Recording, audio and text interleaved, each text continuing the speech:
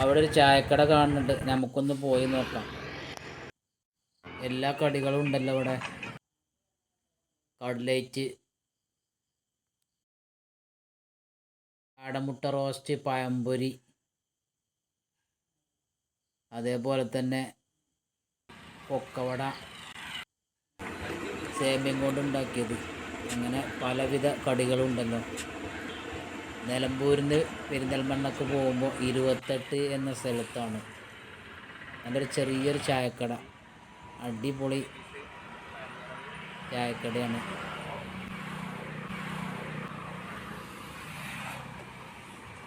എല്ലാ ഐറ്റംസും ഉണ്ട് ഇവിടെ.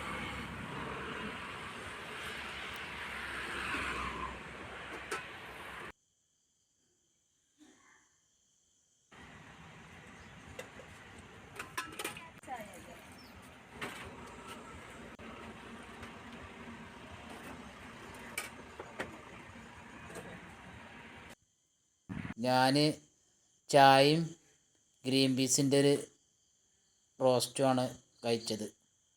നല്ല ടേസ്റ്റാണ്. അപ്പോൾ ഇതിലെ വരുന്നവർ ഇവിടെ കയറുക.